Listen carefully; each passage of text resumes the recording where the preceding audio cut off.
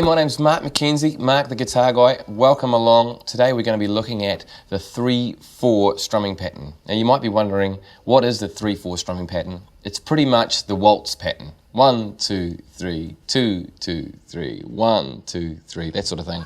And it's not a common pattern. We don't actually do a hell of a lot of stuff to do with the waltz as guitarists, but occasionally it'll come along, and I think it's important that we have a foundation in all the strumming. So we're going to do a little bit of 3/4 strumming for you and show you how that works. Now it's 3 beats in a bar. 1, 2, 3. Simple as that. Now we could strum that. I'm just going to do an example here. I'm going to play a G chord. So I'm going to strum that with 3 beats per bar. Have a listen now, and I'll come back to that in a second. You'll notice straight away that there's no actual idea of where the beginning of that bar is, because it sounds exactly the same, just 3 strums followed by 3 strums, which just sounds like a whole bunch of down strums.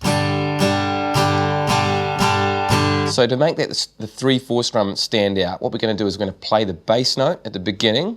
So in this case for G, it's the top string, it's the 6th string. We're going to play that, and then we're going to play the bottom half of the guitar, the bottom sort of 3 or 4 strings of the chord. So it's going to go bass and then 2 down strums of the rest.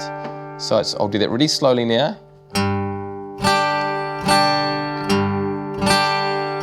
Quite simple, and that's literally how you'd start. I'm exaggerating a little bit with the right hand. Now a little trick to doing this, try not to look at the strings, at the guitar strings when you're playing this. It doesn't actually help a lot to look at the strings you're playing, believe it or not. Your right arm will eventually pick out the right string each time when you look away, and just trust it. So bass, strum, strum.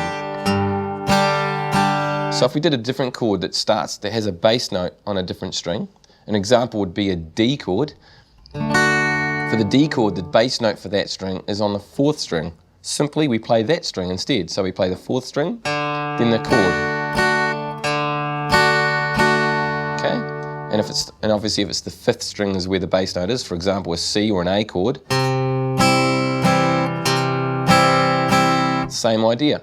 So you're simply following it around doing that. So basically that's the 3/4 strum in a nutshell. To make it a bit more interesting, you might want to alternate bass notes.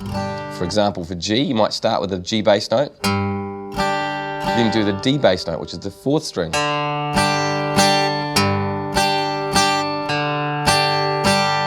It's quite fun to do. So if you just change around, have an experimentation with some of the chords, and that'll figure some of the things out for you. Another thing you can do is an upstroke, and I like to swing it for this sort of feel, that sort of country feel.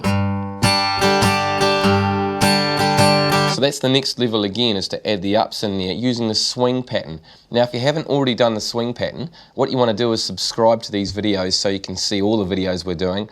In the strumming series you'll see an earlier session on the swing strum, and that'll explain how to get that sort of swing tick-tock happening. So you definitely want to do that, and please leave comments on whether you think it's exactly what you're after, or you'd like to know a little bit more information. And don't forget to like my page, that'll be awesome. So the upstrokes, how we do that is we just down bass strum, then down, up, down, up. And if that's too much, we might just want to do down, up, down. So we start with a bass, down, up, down, bass, down, up, down. And if you get confident, add another up. Up, down, up, down, up, down, up. It might take a little while to get quite confident with the way you're strumming that and getting the top then bottom happening, but when it happens it's really quite fun and it sounds so cool. So have some fun with that, and we see you at the next video.